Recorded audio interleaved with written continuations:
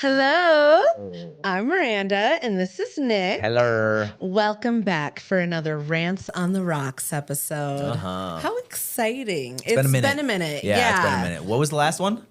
I think it was "Don't Die." Oh, that's right. I think that was the last That was a trippy one. one. I'm pretty sure. We try to get we try to not get judgmental on these because sometimes I want to get kind of judgmental. But I'm gonna try to be careful with this one. I was gonna say it's interesting that you bring that up already. Yeah. We just started. I know, My but God. this one, well, I just watched it, and I don't know if obviously with new listeners and stuff. It's been a while since we've done one of these. But typically how we do it is you watch it a couple times and you format your episode, and then I watch it just once, pretty much right before we record. So it's kind of fresh in my mind. So then we kind of talk about it and everything, and then you do your kind of recap, I guess you can call it. Yeah, your whole thing. But yeah, so I'm gonna try to not get judgmental. So I know it's coming up, right? Yeah. And that was one thing before we kicked it off. That's one thing I wanted to bring up is I want to be very careful with not judging people. Because it's easy for people. It seems like it's easy for people, especially looking at it from like an external point of view. It's very easy to be like, "You're fucking stupid. Like, how could you let yourself do this?" There is definitely a lot of times that I was like, "Ooh, let me not type that out." Okay. Exactly. See? Yeah. This is very. If you're not familiar, hopefully, if you're here listening to this, you've already watched this documentary. Yeah, it's very culty. So. Oh, well, absolutely. It's very culty. To make it a little bit more fun, I mean, if you don't have your drink, pause here and go get it. There you go. You're gonna need it. So if you'd like, you can take a drink every time I say harmonious union or twin flame. Oh goodness. I'm just kidding. Don't fucking do that. You're gonna get drunk in like 10 minutes. Yeah, you're not gonna make it to the end. Yeah, no, don't. Unless you're sipping tea. Yeah, I mean, do you honestly? Whatever floats your boat, whatever feels right. Yeah. Typically, we have our own drinks, but for this Yeah. one, we're recording a little early in the day. So, Yeah, and I needed more caffeine Yeah, so before I got my energy anything drink. else. So, My rocks for this one. yeah, it's Red Bull on the rocks. Yeah. Hey, I mean, there's wine in there, Oh, good. fitting in with what we're supposed to be doing. There you go. But no, for real though, this was kind of an intense documentary, and I was having a little bit of a time watching it, like taking the notes and everything. Oh, really? Like you said, just some of the stuff I was just like, oh Yeah. my God. Yeah. But then you have to, I mean, one thing that I had to try to myself, I had to try to keep in the back of my mind was that like these people, they were just tricked. Yeah. They were just tricked. Exactly. They were kind of, And I come back around and I bring that background and everything like that. But yeah, it's very easy. It's When a you're bit watching, of a roller coaster when to you're watch watching it something through. like this. Yeah. It's like, how in the fuck did you get here? Yeah. You know? But yeah. So, anyway, well, this week we are talking about Escaping Twin Flames. It is the documentary streaming on Netflix. It was released on November 8th, 2023. And this documentary focuses on Twin Flames University. It's a predominantly online community ran by Jeff and Shalia Ayan, which I guess now they go by Jeff and Shalia Divine. But this Twin Flames University promises true love, companionship, and harmonious union. Or is it a masterclass in manipulation, money grabs, and delusion? So the disclaimer at the end of every episode says, in a general statement addressed to the media on its website, TFU denies allegations that it is a cult, that it improperly profits off students, that it encourages stalking, or that it separates students from their families. So take with that what you will, but that's what they say. we'll see. Yes. So, it starts out in, it's the setting is in Phoenix, Arizona. And that's where we see Paula, who we learn is one of a twin, or a set of twins. I don't know how you phrase that. We see Paula making a police report about her sister, Stephanie, who has been consumed by the Twin Flames cult. Alongside her mother, Louise, we learn that Stephanie had simply started out speaking more spiritually, but then it quickly delved into full devotion for Twin Flames University. In the beginning, Louise was fine with it because she thought it was just a regular religion that she was getting into. But soon, then Stephanie started talking about how she'd been promised fame and fortune and love from this group specifically, and she believed that it was her calling. And by the time Paula and Louise found Twin Flames University and realized what it was and what was happening, it was too late. Stephanie had already essentially disappeared from her family. So the Twin Flame Ascension School is kind of how, like, here's where we're introduced to Keely, I guess. And she brings up how she had learned, or how she had met her boyfriend Colby, and they had this kind of like whirlwind romance. Like, that's just kind of how she made it seem. And she said they met organically on their first day working in a grocery store deli. And she explains that she was stuck back there on her first day. She had no training at all. She didn't know what to do. And she felt like he just swooped in and saved her. And he genuinely seemed to be interested in getting to know her as a person. But in the end, he ended up saying that he was confused and he wasn't ready for a committed relationship. So he ended up breaking up with her. And after their breakup, she moved back home with her family in Massachusetts, but she still couldn't let him go. And she explains how she had started like Googling and stuff, and she learned about this spiritual concept of twin flames. And she learned that with that, you have a much deeper connection with someone that goes further than just physical attraction. And so she started thinking that maybe Colby could be her twin flame. So she started looking into some twin flame couples to see if she could get some more validation, I guess. Mm-hmm. And that's when she ended up finding Jeff and Shalia on YouTube.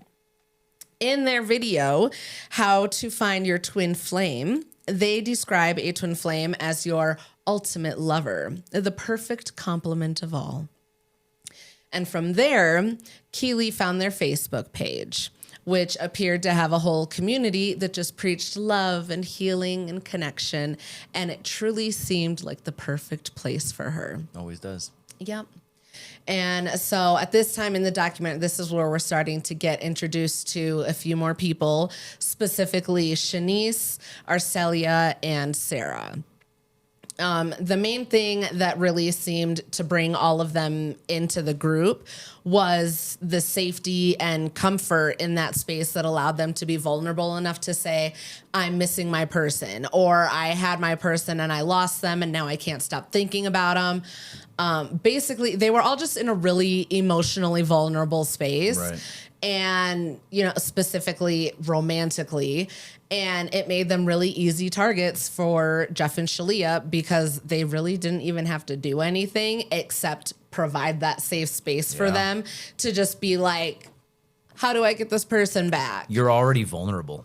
Exactly. So like all they needed was the validation that they were meant to be with this person and guidance on how to get them back. So, once people joined the Facebook group, they were encouraged to purchase Jeff and Shalia's book, Twin Flames, Finding Your Ultimate Lover.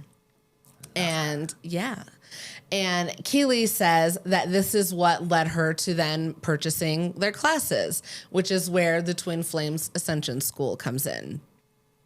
So this is where we learn that the Twin Flame Ascension School costs $2,222, or it was monthly payments of $222. Jesus. Which was difficult for some people to maintain. But, I mean, if the promise was true love, I mean, does it really matter? Love, right? Yeah. Like, it doesn't matter how much it costs. Apparently you can, though. Yeah. Was any amount too much? Really? And, you know, Jeff and Shalia promised that whoever paid for this course would attain harmonious union if they completed the course. And, you know, so again, Was there really any risk to it if there was such a high guarantee that at the end of it, they were going to have their twin flame and live happily ever after? It's crazy how they throw in the word guarantee into this. Oh, yes. There's always a guarantee. Like, that's insane. Guarantee you find your soulmate. Yep. And that bold. guarantee was backed by their mirror exercises. This was from chapter 5 of their book. And it was titled, The Mirror Exercise, the Only Tool You Need. So it was described as the only thing needed to fix your life and achieve harmonious union. So with this exercise, you were meant to, 1, write down a clear sentence about what's bothering you or what you're upset about. 2, write the sentence again, but now switch all the nouns to pronouns and point them at yourself. So an example that's used in there is originally you might say, I am upset at Bob because he is rejecting me. And then the second time you write it, you need to say, I am upset at myself because I am rejecting myself. And then finally, you need to search within and see what you need to fix within yourself. Mirror it. Okay. That's interesting exercise. So at one point, there's like 38,000 people in this group from around the world, and they're having these regular video calls. And This is through the pandemic, huh? I think it really kicked off during I wonder the if that pandemic. played into it. Yeah, especially with the whole virtual thing and all that. Anyways. 100%. So then, back to Paula talking about her sister Stephanie. She explains how Stephanie was always just so outgoing and loving, and she had ended up joining the Peace Corps and moving to Taiwan, where she ended up meeting this man. And they had an immediate attraction, and Stephanie felt like she knew him on such a deeper level. However, he didn't seem to be as infatuated with her. Unfortunately, Stephanie then Googled and stumbled upon twin flames and ended up falling into the same trap that Keely did. Yep. So now we're kind of getting into some more background here, where Sarah Berman, who's an investigative journalist, talks about how she had been contacted by some parents that were saying that they had lost contact with their kids from them being in this and everything. So she had started doing more of a deep dive on Jeff specifically, trying to figure out, like, how did he come to be who he is? And like, how did all of this, valid fucking question, like how, where did it begin? Where, like, what the fuck happened? Yeah. So it turns out that Jeff had gone to business school, and following that, he moved to Hawaii, and around 2011, he changed his name to Ender Ionethos, and he founded enderadventures.com. And during this time, he was trying to play himself up as like a lifestyle guru and making jokes about Jonestown and starting a cult and stuff. And then around 2012, 2013, Shalia ended up messaging him asking if he was horny, to which he replied, always, while still trying to just brush her off. But eventually she kept pursuing the conversation, and he kept responding. And then eventually he's like, oh my God, I did something I've never asked any other person to do. I asked her to marry me. Right. And so, she's like, it was love at first sight, and I knew I wanted to be with him from the moment I saw him, and blah. Well, now a little background on Shalia as well. Her real name is actually Megan Plant, it looks like. Maybe Plante, if she's fancy. But she she renamed herself Shalia after she had a spiritual awakening. So now that Shalia and Jeff, or Ender at this time, he brings his business mindset, and then she has this like spiritual and alternative lifestyle side, and then they come together. And it ends up with Jeff creating several websites and starting different business endeavors. And he has this website called awakenedintimacy.net and divine guidance readings and a spiritual healing website. And even on the spiritual healing website, he claims that he has the ability to see the root cause of someone's ailment and heal it for good. And this included headaches, insomnia, mild discomfort, and even cancer. This guy's a fucking idiot.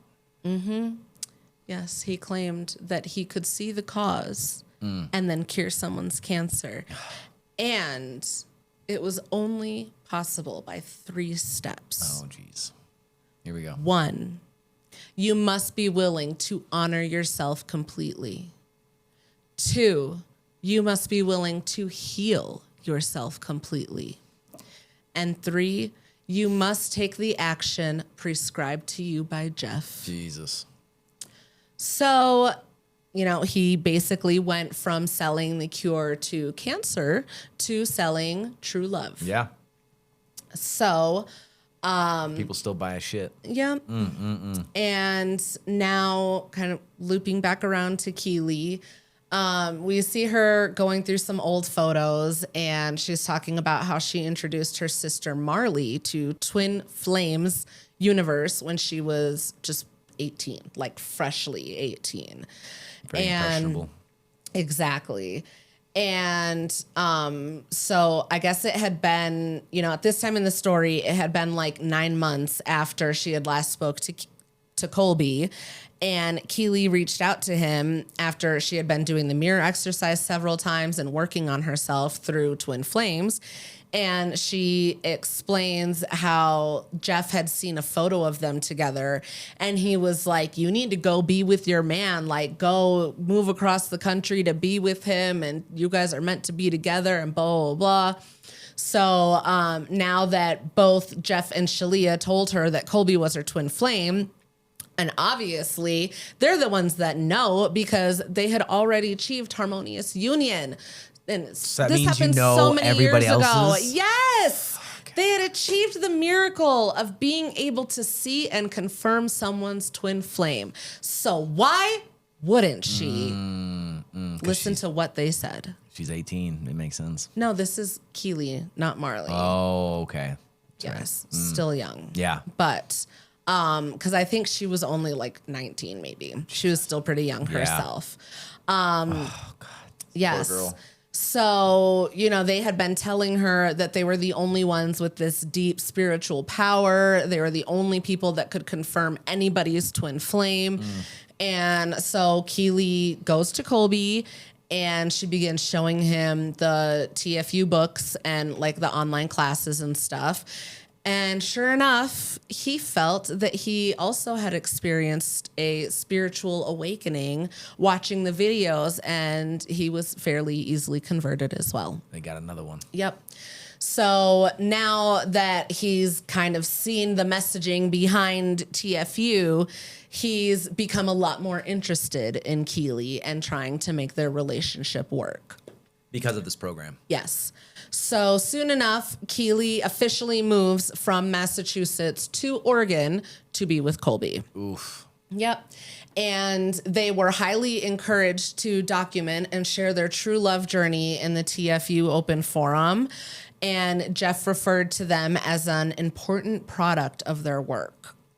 They went so far as to host a housewarming fundraiser with everyone in TFU for Keely and Colby. But then Keely explains that they were told very explicitly and meticulously what to spend that money on in their home, even down to the curtains. That's insane. They were told by Jeff and Shalia that they had achieved harmonious union.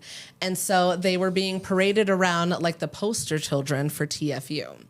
Sounds like that's what they needed. Yep.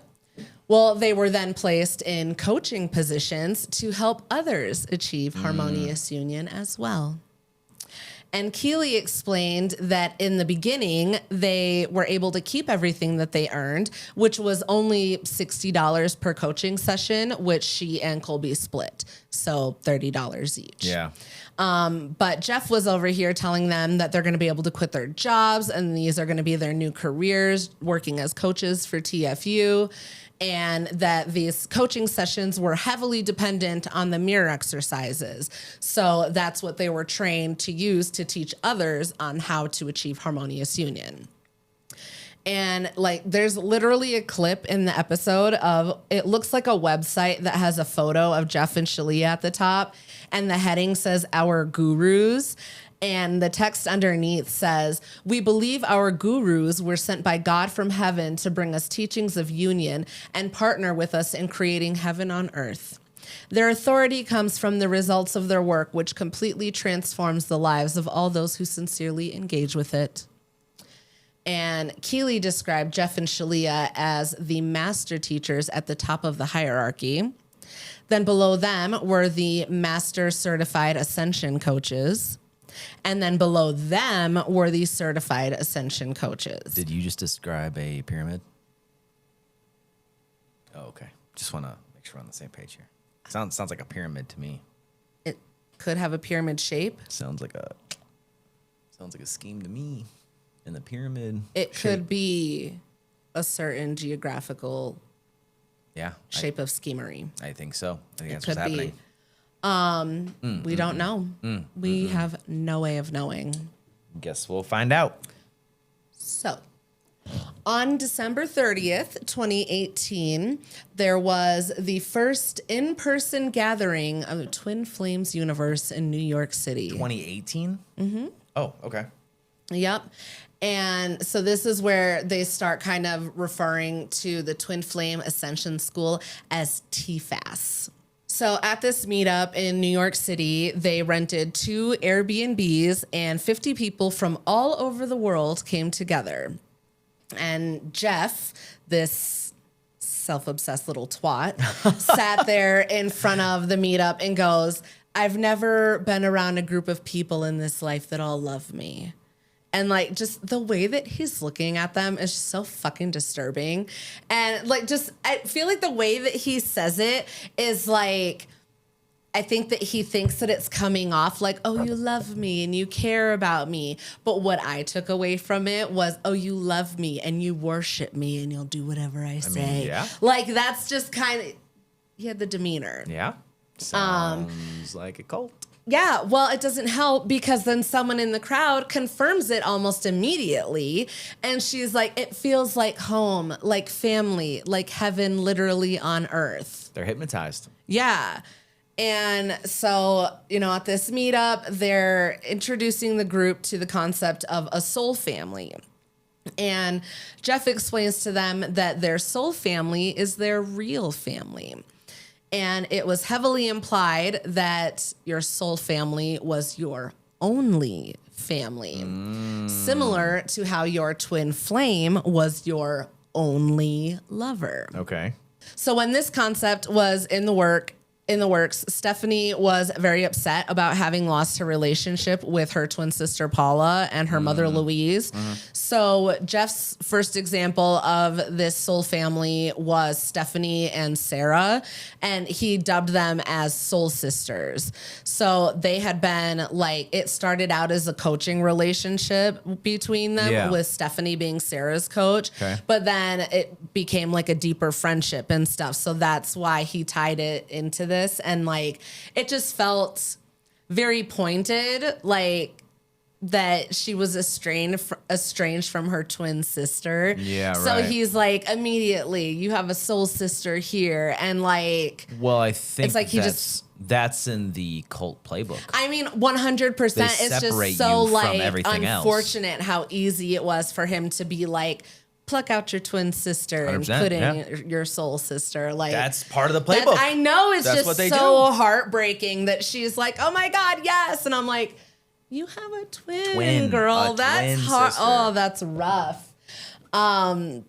But, Sarah and Stephanie were told that when they were in relation with people that weren't supporting them on their twin flame journey, that it was an energy leak. So they were essentially leaking their life force away to those other people. And so the only way to get closer to your twin flame was to plug up all those energy leaks. So I think I just said that. Yes. So that's why it was so easy for Jeff to convince Stephanie that she was being abused by her family and easily influenced her to let them go. Yep. And then he also convinced her to send her mother what she calls a goodbye letter. See? Just fucking nuking everything else except for this little circle. Yep. And her mother, Louise, describes receiving this letter in a pink envelope with only Stephanie's name at the top, no return address. And in this letter, Stephanie tells them that she's going to live her life in complete alignment with God, and she's letting go of relationships with anybody who isn't willing to do the same. She says that she's happy where she is, she's safe, and she's being perfectly taken care of. And then she tells them that the letter will be her last correspondence to them. And then she completely blocked her whole family. Safe is a word. Mm-hmm. Yeah. So back to this meetup in NYC. While they're there, Jeff ends up calling out Marley, who, if you recall, is Keely's 18-year-old sister. Okay. And she starts asking her about her twin flame. And it turns out that right before this meetup, Jeff had called on Keely to call in Marley's twin flame. And Jeff and Shalia claimed that they could channel someone's true twin flame. So they would do a whole calling in ceremony. And then you just kind of have to wait a couple days and see if anybody would pop up in your life in that way. And during this ceremony, everybody was like calling out to Marley and trying to channel her twin flame. And Keely said that she felt like she really had to do this and push her sister into finding her twin flame because she had already done so. And it was selfish of her to not help her sister through this. So Marley said that like she tried to put it off and like not go into it. Mm-hmm. But in the middle of the meeting, Jeff was like targeting her and, asking to see her phone, asking to see if anybody was messaging her or anything. And it's very intrusive. Yeah. It's very. I thought it was interesting how he was like, "Ooh, let me see. Do you have any messages?" Yeah. Because there had been some random guy that had joined TFU and had started messaging Marley. And keep in mind, he was a total fucking stranger. But Jeff was like, "Oh, you should pursue this. It sounds like he knows you're his twin flame and it's meant to be." Jesus Christ. And like, again, doesn't know who this fucking guy is, has no idea what his intentions are. Nothing. Absolutely fucking nothing. I wonder if he was enlisted to do this. That's what I thought too. That like, it seemed oddly coincidental. Her within this window? Yeah. I thought like that Jeff. was interesting. I thought maybe that he might have said something like, "Hey, I said something." She didn't say anything back. And he was like, "Oh, I'll get her to respond." Like, that's just kind of the fucking vibe that it gave. Just gross. That's exactly what it sounds like too, because there was only a couple day window for this thing, and this stranger just ends up contacting her within this window, and then he's like, "Oh, well, what does it say? What do the messages say?" Exactly. Like, sounds like you're trying to pull the answer out when you already know it. Yeah, and I mean, it's just gets even worse because then she unfortunately tells the group that this guy had sent her a song. And so then Jeff made her read the lyrics of the song out loud. And she's like crying and reading these lyrics. And he's like, "Marley, what is the name of your twin flame?" And then he like announces it to everybody. And he's like, "It's Joshua!" Like some fucking Oprah shit. Oh my God. So now, and why would again, to go back to the point, why would a total stranger hit you up with a song? Nobody does that. This was like premeditated. Like this was something choreographed. I don't know. I don't like it. Fucking Jeff. It's fucking Jeff. Hashtag fuck Jeff. And Shalia. That bitch is in on it too. Oh, God. So now, because Jeff and Shalia have labeled Marley and Joshua twin flames, they were a new focus of meetings. And also, we're receiving constant questions and monitoring. They haven't even met yet. Monitoring. Yeah. Exactly. So, well, we find out that Joshua is actually unable to leave Utah Oh, why is that? because he was falsely arrested after police found his friend's drug paraphernalia on him. It's a long quote. Falsely. That's funny. Again, I would have just quoted falsely, but Marley was like 19 at this time. That's so funny. Yeah. I mean, that's she was told falsely, so I'm sure she's yes, that's well. Also, not only what Joshua is telling her, but also the pressure that she's getting from. That's what I'm saying. I'm like, what, keep TFU or in whatever? mind, she was only 19. Yes. She's Very practically still a baby. Like, You're an adult. You know, but you're an not, adult, You're not but making adult. she was literally the youngest person Yeah. in the Twin Flame Ascension school. Like, giving you so fucking much grace, girl, because you need it. You know what it should be is hashtag fuck twin flame. Ooh, that's a good one. We're gonna get sued. Don't do that. I- Anyway, so fuck twin flame. So to top off like all of this shit that she's starting to deal with Josh, his legal issues and everything, then Keely was also like being pressured to distance herself from Marley. She was basically made to believe that their close bond was interfering with Marley healing herself and bettering her relationship with herself, and also interfering with her relationship with her twin flame, Joshua. So now, you know, it was really just kind of decided that while Joshua was going to be stuck in Utah for 11 months, that Marley was just going to be urged to move there with him. And so at the same time, you know, Keely and Colby had only been officially been dating for like 2 months. But then Jeff and Shalia announced to the group that they had agreed to get married. And so they were basically told that because everyone was so invested in them and that their love story, that they were going to be failures if they didn't get married. So recall, they were like the poster children for TFU. So they were like, okay, we got to go along with it. And they've only been together for what, 2 months? Back together for 2 months, yeah. So they're being urged to move forward very quickly in their relationship. She's being urged to pull away from her sister, and Marley is being urged to go to Joshua, who cannot leave Utah because he was falsely arrested. Yeah, I'm sure. All right. So, introducing Elle. Okay. I don't give her as much grace as I give Marley. But Okay. anyway. What happened with Elle? So Elle says that she had met this guy at Burning Man and said that they had an instant connection, and they quickly decided that she would move to the Bay Area to be with him. And she said that in the beginning, everything was great, but then in January 2017, she was in a really bad car accident, and she had a significant spinal injury, and she went through 3 different surgeries. Damn. And then he broke up with her. And so she says that despite being a literal scientist, she ended up turning to spirituality and religion, and kind of in like a Hail Mary to find some guidance, she stumbled into TFU online.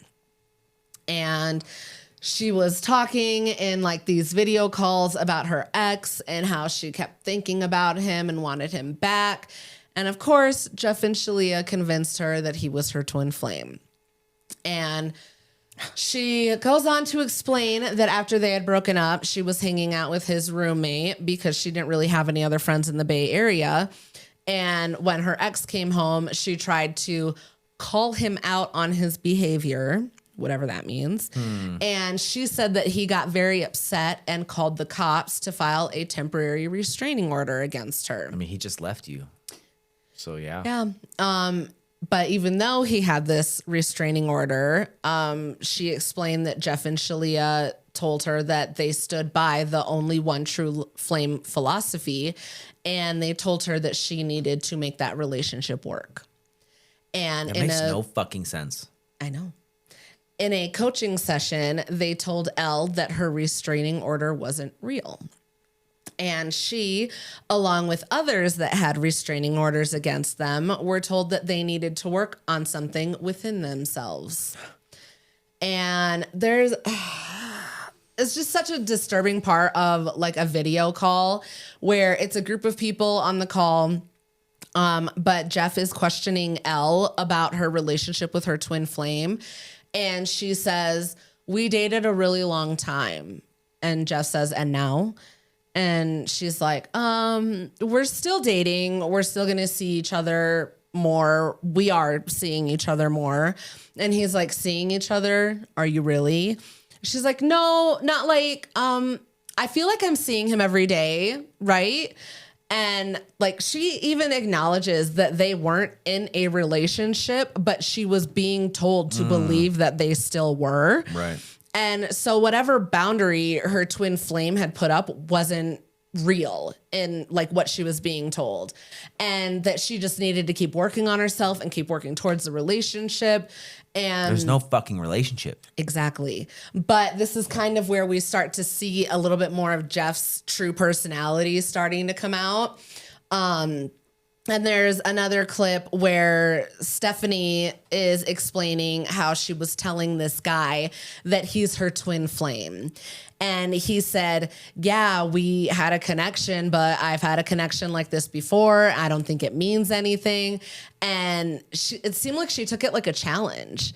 And Jeff just encourages that by saying, you could say something like, let's let our bodies do the talking. Let's prepare with a shower together. And when Stephanie's like, oh, I didn't want to shock him or anything, Jeff just yells out, he's a guy. He wants to get laid. Connect with his fucking sex drive. Jesus Christ. This guy's a fucking idiot. Yeah, like this is what you're teaching? Yeah. So he just keeps telling them that they need to keep pursuing their twin flames at all costs. Fuck twin flame. Yeah. So even when Colby and Keely were starting to have problems, Keely's concerns were often brushed off while Colby was given grace. And he was also told that he was entitled to whatever he wanted, including her body. And okay. Jeff and Shalia were constantly preaching about twin flame sex and how it was an ascension tool to heal their blocks. And they were saying that these couples should be having sex every single day. And if the man wants sex, then it should be given. And they were also being told that if they didn't want to have sex, that they were supposed to do the mirror exercise until they were happy to give their twin flame what they wanted. Jesus. That's very rapey. 100%. Very rapey. Yes. I think that's also in the cult playbook. Yeah. I don't think. Yep. And so like 2 weeks now after Marley and Joshua had, were like together, living together and stuff, they were already reporting not respecting each other because they had gotten so used to not respecting themselves. And Jeff just told them that it's not about living perfectly. It's about living as one. And then he tells them, don't worry about it. You've attained harmonious union. And then he encourages everyone to celebrate them. Like, mind you, they were just saying like, oh, we've been arguing and like all this stuff. And he's like, no, harmonious union. But Marley explains that it wasn't really a union, nor was it harmonious. Doesn't sound like because Joshua was 11 years older than her, and he didn't have a job, and he had a criminal record. Oof. But of course, whenever she turned to Jeff and Shalia for guidance, they just told her that she needed to keep doing her inner work to strengthen their relationship. And at the same time, they were still touting them around in the group as a harmonious union couple. So meanwhile, Elle was dealing with her ex not wanting to speak with her. And Jeff and Shalia are still telling her that she just needs more discipline, and they would encourage her to text and call him, and she would. And This then is the one with the restraining order. Yes. Okay. And then he would turn around and report every single call and text to the police as a violation of her restraining order. A restraining order. Yes. And then on her 30th birthday, she says that she went to go out dancing with her friends, and her ex ended up being in the same place. And then she was arrested for violating the restraining order. Damn. At that time, the only two numbers that she had memorized were her ex's and her mother's, but she had already cut her mother off for Twin Flames University. So she had nothing else to do but lay in jail and just do the mirror exercise and replay past coaching sessions over and over and over in her head. They're just hypnotized. I mean, that's the best way you can fucking describe it. I mean, that's kind of what it seemed like. You're sitting in a jail cell and you're just going through these fucking exercises and these coaching sessions from these fucking They just morons. kind of look like, when they're talking about it, like there's nothing behind the eyes. You know what I mean? Yeah, 100%. Yeah. Like, or even you They're see not like driving. the calls when they're like in the video calls, like, yeah, like you said, they're there, but like they're not fucking there. No, they're just completely dead behind the eyes. Yeah. Yeah, it's insane. That's wild. And the fact that that has to do something to your psyche too, because like you're all alone in a jail cell going through this. So essentially what this mirror exercise is doing is, instead of like trying to, what's the word? Make somebody responsible. Yeah, You're taking being told, accountability. Yeah, accountability. Right now, you're just facing it inwards. Like No, it's it's your gaslighting you into believing that you're the problem. Anytime you have an issue with anything, it's because of you. Yeah, and then you're in a jail cell by yourself doing that. That has to do something to your fucking brain. Yeah, like you're just constantly told over and over again that you have something in you that you need to work through. And in order for everything else to work out, you have to fix this block. So every problem that you run into is because of you. Because of you. Yeah. Yeah. That's the fucking worst advice I've ever heard in my Yeah. life. Jesus. It's insane. Does it say how long, or did it say how long she spends in the cell? We'll get there. Oh, okay. So eventually, Jeff and Shalia come up with this sexual manifestation e-course where they teach their members about like the divine sexuality and stuff like that. And so now it's July 27th, 2019, and they're having their second in-person gathering in Toronto, Canada. Oh, Toronto? I don't know how they like it in a certain way. I don't know. I think I did it wrong. I don't think they like it when you pronounce the second T. Toronto? Yeah, I don't think they like that. Oh, okay. Toronto. Okay. I don't know. My bad. I think it's like Topeka. I think I pronounced that wrong too. Okay. It's fine. Anyway, the second in-person gathering in Canada. Marley describes having to coax Joshua into going to this meetup, and they were then put up on the stage and asked to recount their love story and basically testify in front of everybody that this program works. And it's so fucking awkward to watch because Marley's up there and she's like crying and kind of stumbling on her words, and she just looks so sad. Yeah. Like she looks fucking devastated. Yeah. Exactly. But she's up there and she's like, oh, we're in love. We're in a harmonious union. And like, this is the one where she has to say that she has everything, right? I think so. But they're not even happy. Yeah. Yeah. That's why it's so difficult. And like, it's just so awful that like either nobody saw that she wasn't happy or they saw it and just like didn't care. I think they're all hypnotized. And it's, everybody just wants to see what they so awful. Everybody just saw what they wanted to see. Mm-hmm. So here, I don't think we've been introduced to Angie yet, but following the Toronto meetup, Angie asked Keely to be her mentor within the program. And she figures that because Keely and Colby were in a thriving, harmonious union, that they would be the perfect couple to guide her to find her twin flame.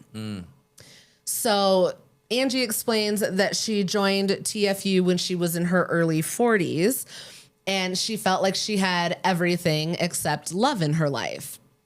She recalls meeting this guy at work and feeling this instant connection. He would flirt with her and send her suggestive photos, and she would just feel like overcome by her feelings for him. And so she started looking into like what could be an explanation for that. And again, that's how she stumbled into the Twin Flame Ascension School. And she said that she found out, or she felt immediately like she belonged. And soon after, Jeff confirmed that this guy from work was her twin flame. Again, they told Angie that all she had to do was the inner work, and she and her twin flame were destined to be together, so they would be together. However, when they were having a romantic night together, they were cuddling by the fire and they were kissing. He suddenly jumped away and told her that it felt like he was kissing his sister. Oof.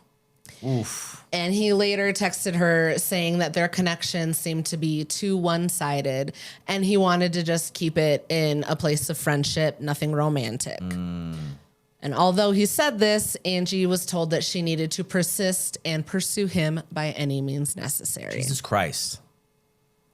So, back at the San Francisco County Jail, Elle ended up being there for a whole fucking month after she was arrested for violating her restraining order. That's gotta fucking just mentally, just going through the mirror exercise for 30 days. Yeah. She ended up calling her parents eventually, and they had to bail her out, and she went back to living with them. But she still continued to participate in Twin Flames universe. And 6 weeks following her release, there was an online meeting, and Jeff basically like mocked her in front of everyone, saying that she was stalking her twin flame. That's what you fucking told her to do. Oh yeah, he's such a little cunt. She tries to correct it and say that like they just ended up being in the same place, and he just kind of freaked out. It's not what everybody's making it out to be. And he's like, Elle, why are you talking over me? That's not going to help you in class. And, you know, looking back on it, Elle acknowledges that he was just trying to get her to admit to stalking him on her own volition so that TFU wouldn't be held liable in any way at all. I'm sure there's a recording that exists. Well, that was a recording, yeah. So. And, but like he just does this constant, like he belittles them and then almost immediately like compliments and builds them back up again, because he went from berating Elle and saying like, stop talking over me and this isn't going to help you and blah, blah, blah. And he's like, how did you feel when you did this? Did that make you feel brave? Did you feel courageous? And she's like, I mean, yeah, I guess. And he's like, yeah. And now I have an enormous amount of trust in you, whereas before I didn't. And it's like, again, if there was a cult fucking playbook, yes, this like play would he's be in just it. like the fucking mind fuck that. Oh, it's so frustrating to watch it happen. Surprised no one's just like freaked out on him for being so cunty. Like, no, you should be slapped in the fucking mouth yeah, for some of the things that you say to people. No, but that's the thing that comes up later is like, you can't be, it's a whole thing. I'll get to it. Hold on. No, I know, but I'm saying that's surprising how people just kind of take that. That's not how cults work. You don't just stand up to them. Oh, I know. Yeah. 100%. That's why this is a fucking cult. Yeah. So now at this point, Jeff tells Elle that he would like to offer her classes in exchange for her working for TFU. And through this, she begins taking the Life Purpose class, which retails at $2,699 or monthly payments of $269. And Elle describes this idea, or what was taught in this class, as if you follow your life purpose, the love of your life is going to come into your life. But of course, everyone's life purpose ended up being working for Jeff and Shalia in various ways to bring more people into TFU. So if people had specific jobs, like there are people in graphic design, project management, etc., they were brought in and their skills were used within these different courses, right, or just like admin and making TFU run. But none of them are being paid, right? They're all just they're being given like free courses or whatever. Or? I think, yeah, some people is like, oh, I'll coach you for free and stuff like that. But then there's other things that they still have to pay for. Yeah. And eventually Jeff realized that he may not be able to get everybody with Twin Flame. So he came up with MAP, the mind alignment process. Unfortunately, with MAP, he got a woman with a PhD who was a lieutenant colonel in the Army to run it. She was Dr. Christine Kay, and she was named as the CEO of Mind Alignment Process, Inc. I say unfortunately, because with her position, they decided that they were going to use MAP to target soldiers who had PTSD or trauma. Good. Exactly. And you got a lieutenant colonel backing you for it. That's why I said unfortunately. Solid. She's got a PhD and a fucking, that's not, no. You're using it for bad. Again, this is another thing too, is just because you're book smart, you may have a degree, doesn't mean you're fucking smart. Another fucking one that's nothing behind the eyes. You are an idiot. Yes. And you have a PhD. Every single video that came up with her, I just wanted to like, just because you have a degree doesn't mean you know it fucking makes me anything. so mad, just the position that she's in and what she's using it for. So anyway, with this fucking MAP, the mind alignment process, it was is a 12-week healing program, which at the time was valued at $3,900. It included a free consultation, a MAP healing session, 12 weekly 1-hour after MAP care meetings, an after MAP support session, and 12 weekly online check-ins. And then Lene, who was appointed director of statistics for MAP, she said that in the program they would take like MAP practitioners would take the affected people back to their traumatic event. And then they would describe that as the root of their trauma. And then they would work to pull it out. Okay. So eventually it gets worse because then Christine says in a MAP leadership that she's going to be targeting sexual assault, sexual harassment programs, and opportunities. Oh, good. And they were literally having meetings for how to like fish clients for this program. And they were told to target vulnerable groups. So, specifically people that are going through something. Mm-hmm. And Jeff even says, quote, "Let's license this program to the military and then I'll be a billionaire." Christine was going on, talking about how she had such high connections in the military and at the Pentagon, and she's going to be applying for all these grants and like, so awful. How is this guy still walking around? I don't know. But Elle describes the process as like being in a meditative, hypnotic state. No shit, huh? Where things are pretty suggestible. Sounds like fucking hypnosis to me. Yeah. Sounds like what this is. And then through their sessions, Elle said that Christine suggested to her that there was sexual trauma from her childhood, but she felt that the memory was kind of planted in her head, and it began the process of her wanting to pull away from her family and believing that they were out to hurt her. So this is where we first are introduced to Dr. I think it's Janya Lalich. Okay. She's a professor emerita of sociology at, I think it's California State University, and also the author of Take Back Your Life. She explains that all of this is textbook cult behavior, that they're doing these introspective practices and they're being told that they're helpful, but they're really just tearing down their inner self. Yeah. And that's what makes it easier to manipulate and isolate the members. And Jeff and Shalia are constantly preaching to their members that anybody who doesn't support them through their journey is just bringing their vibration down, and they need to get rid of them or they're never going to progress. Again, a cult fucking playbook. That play would be in it. Yep. And so, as you know, another part of the MAP training was where Keely fits into it. Was she described having to go through that MAP training in order to heal her resistance to being intimate with her twin flame. So they were taking this and like using it in all different areas of their coaching and stuff. Okay. And then as part of this MAP course, Jeff and Shalia were telling their members that they needed to adhere to a certain diet in order to ground themselves and bring them back into their bodies. Thus, Divine Dish was born.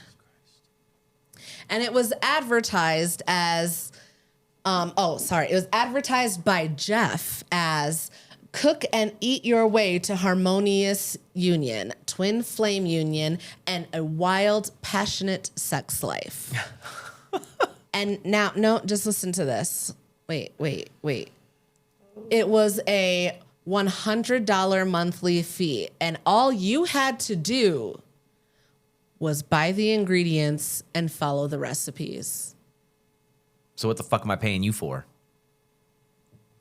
Jesus Christ. And these people are just fucking taking this.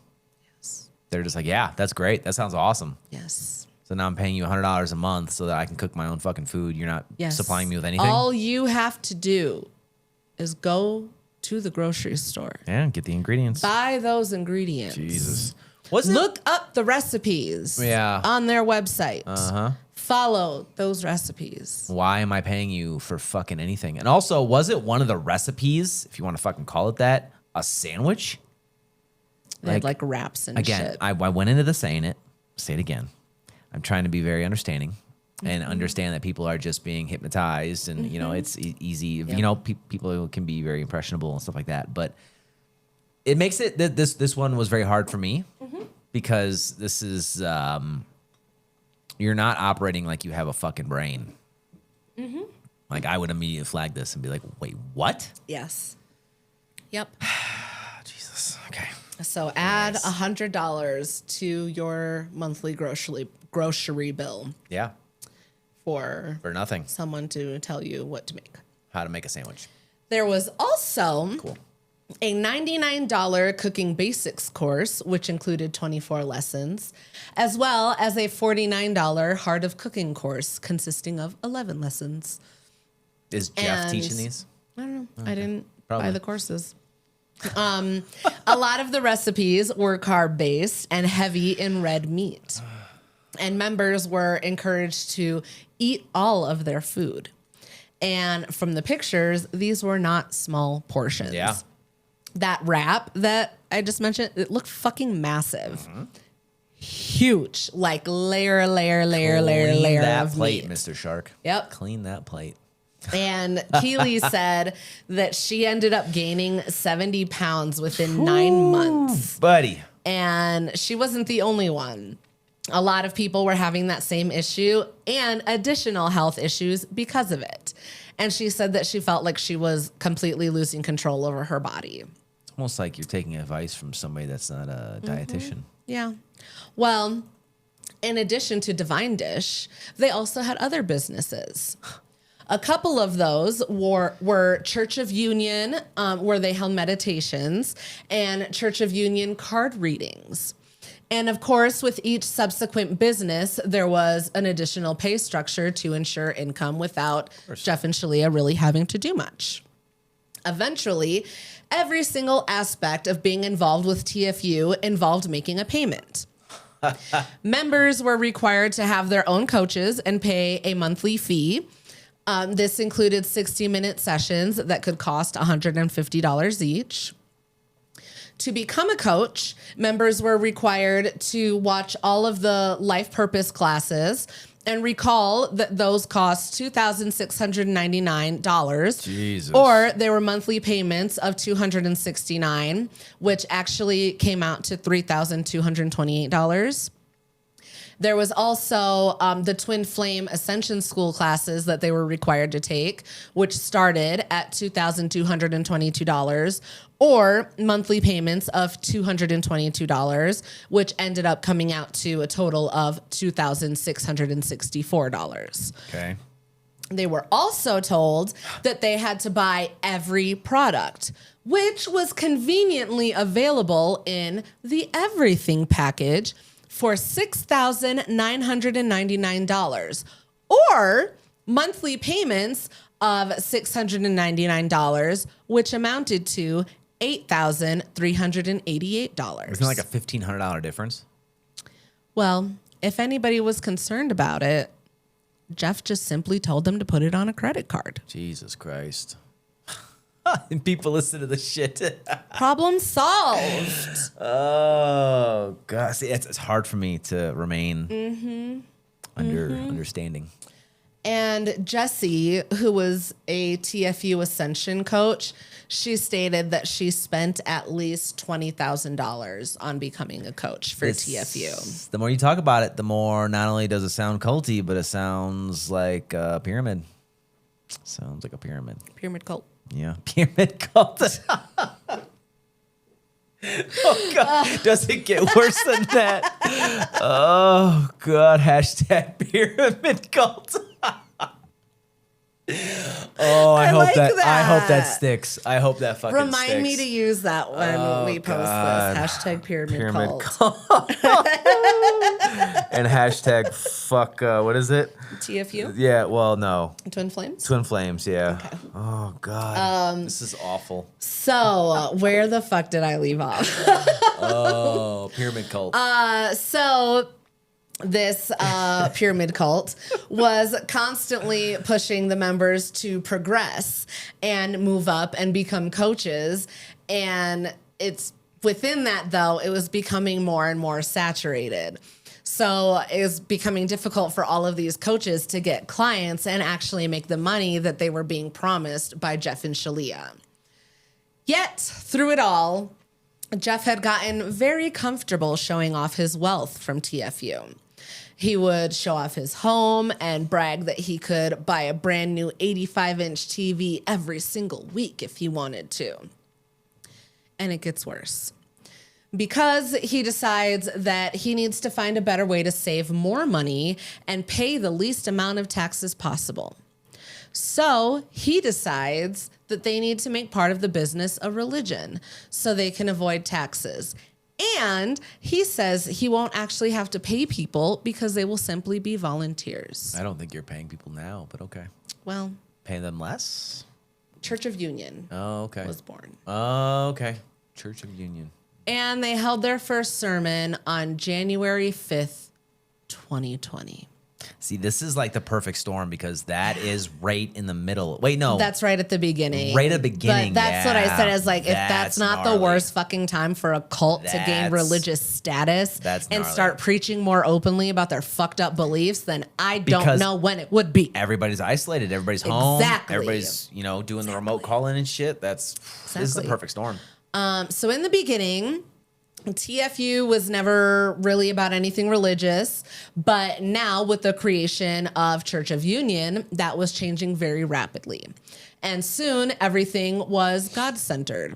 And sure enough, fucking Shalia soon had an epiphany that she heard the voice of God clear as day course. say to her, "The images of Jesus is the image of Jeff." So she's basically saying that she was told that he's the prophecy in the visual format. Yikes. And Jeff even said that he pulled up an image of himself and a supposed image of Jesus, and he determined that it was the same person. He claimed that the true image of Jesus was not a Jewish man from Israel, but rather a European man with blue eyes and brown hair. This guy is... Like you. Yeah. Guess so. Jesus? Yeah, I guess so. This guy is fucking quacked yeah. out of his mind. Well, one of the members, Victoria, explains how there were some other members that were turned off by this idea of Jeff being Jesus. Common sense? What? Coming into the picture? No, he told them that it was a block and they needed to work through it. Oh, okay. The fuck is common sense? That was a block. We were close. We were close. God, Sorry, what do you guys. mean? My bad. My bad.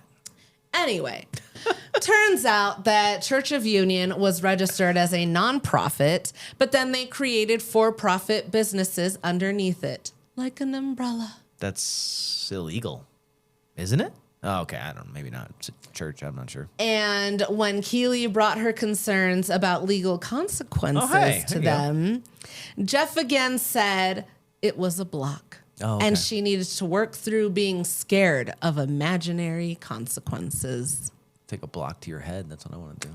Oh, sorry. That's also a block. So Let me work on that. Jesus. God. So at this point, Angie talks about how she's been promoted to senior sales manager.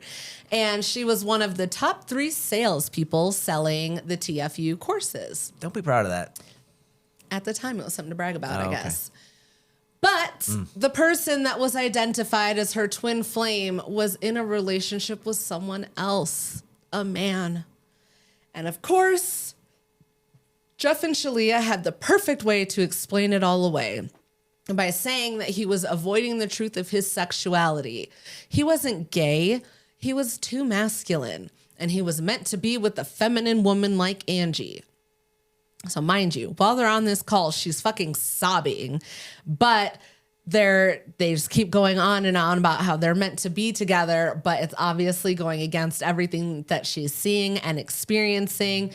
But they must be right. Right? Right? No. They were so right. But they started to convince Angie that her twin flame was acting feminine because she was taking his masculine energy away from him because she was lacking so much femininity herself. So again, you're just diminishing her at this Yes. point. Okay. So she tried to be more feminine in her attire and atmosphere. And then Jeff and Shalia convinced her to take a much bolder step towards him. So she ends up sending him this long ass text, and I'm assuming just like professing her love, adoration, devotion, all that to him. But he just responds saying that she is not his twin flame. He calls her delusional, and he says that he's going to completely cut her off. So obviously she's like, well, my twin flame probably wouldn't speak to me like that.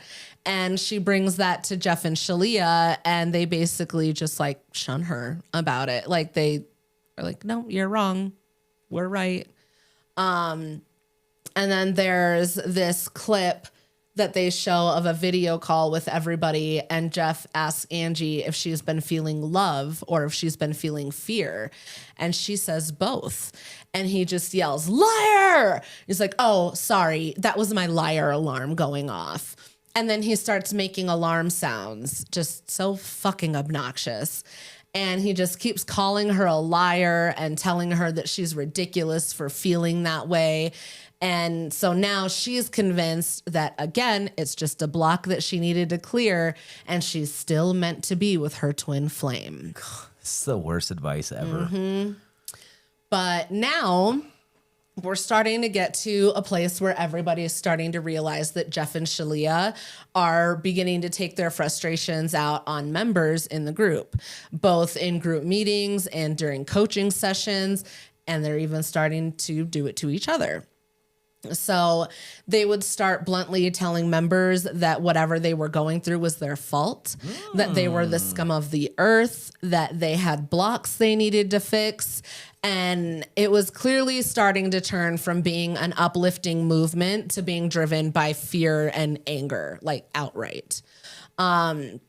And Jeff would even, tell Shalia to stop speaking, and he'd say, let the man speak. And then he'd call it discipline.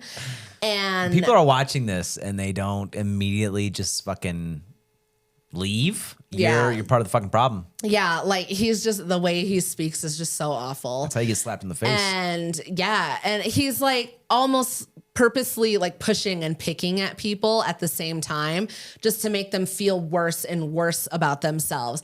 Because at the end of the day, if the members aren't upset and if they don't have blocks that they need to work through, then he's not going to make any money by healing them.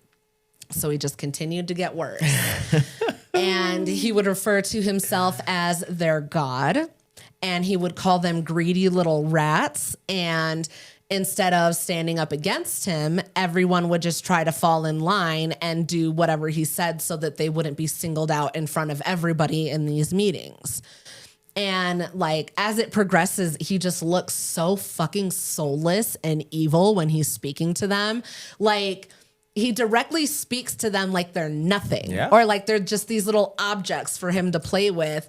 And like it almost becomes like this competition for them to like be his favorite toy. It's just so fucking upsetting. It is, but you're allowing this behavior. I know, but that's what I'm saying is like the mind fuck that it's taken to get them to this point where like he can openly talk about you the way that he is, and all you want is to be in his good graces. And you're giving him this power, you know? And I get it. It's a cult. Obviously, it's a fucking cult at this point. 100%. Very obvious. But like at the end of the day, these leaders and these fucking people that think they're gods or whatever, you're giving them the power to believe this. So like, it's not just a one-way thing. Like you're allowing him to fucking do this to you. Yeah. And I mean, anytime anybody would speak up about anything on any level, they were just simply told that it was their own problem that they needed to resolve with the fucking mirror exercise. Take my fucking money and go. Yeah. Well, at this point, Elle started to see Jeff for who he is, and she started to pull away from TFU slowly. She ended up being fired from her executive position and put on like a remedial coaching program. And she was still resistant to them telling her to do the mirror exercise about everything because she felt like she was stuck in an abusive situation, and she realized that they were trying to turn everything back on her. But while she was trying to pull away, she also recognized that her personal coaching income was really her only source of income. So she was feeling kind of stuck. But then one morning she woke up and realized that she was kicked out of the group. So with that, she found out that all of her clients were told not to speak with her anymore, and she was essentially being shunned by everyone in Twin Flames. And that's okay. Yeah. You're better off. Yeah. Well, now over to Marley. She was living in Utah with Josh and just completely isolated there. She didn't have anybody else there except for him. The one from Massachusetts. Yep. And it turns out that that Josh had been diagnosed with a schizoaffective disorder, which was described as bipolar disorder mixed with schizophrenia.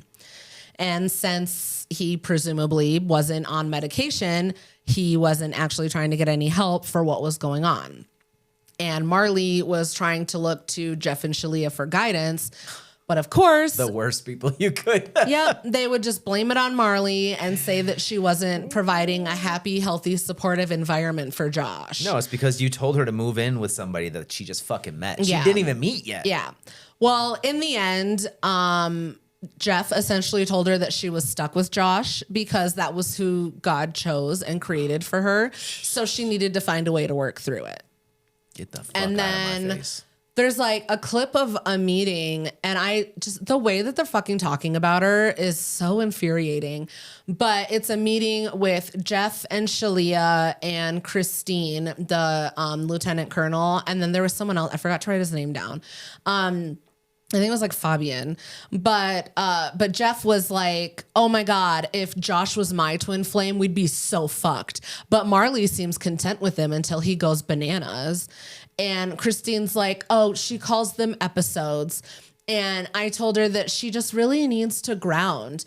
And Marley told me that when he has his episodes, he's just in his head. And that tells me that I'm in my head. So yeah, I just told her to continue to ground and do the mirror exercise so she can move through the episodes peacefully. Jesus Christ. Because that's how that works.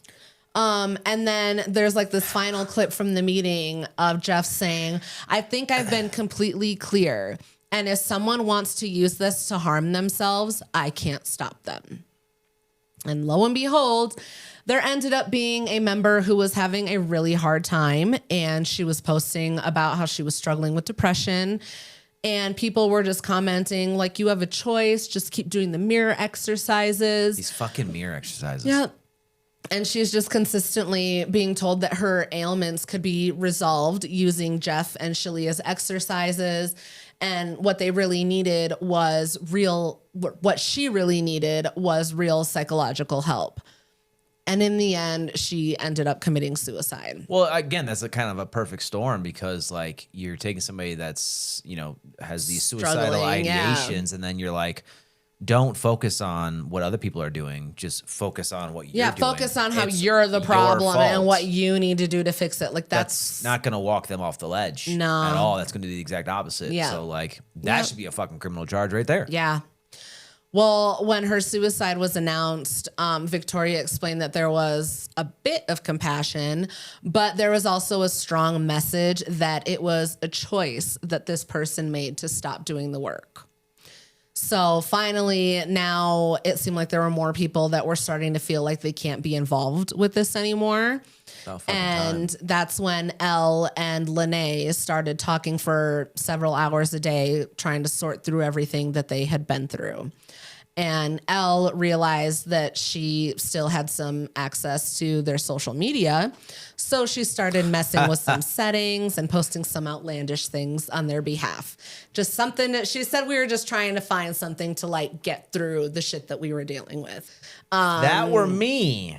I would have done some fucking malicious shit. I know, yeah, she could have I would have brought the fucking kingdom down. And she could have done a lot worse. Yeah, I mean, you had admin creds to all of their stuff. So, like, you could have done some damage. And the fact that you just did, like, a couple of jokes is... But anyways. Yeah. Then... In 2020, Sarah Berman, the investigative journalist that I mentioned before, she wrote a Vice article about Twin Flames universe, and it was somewhat of an expose. What is Vice?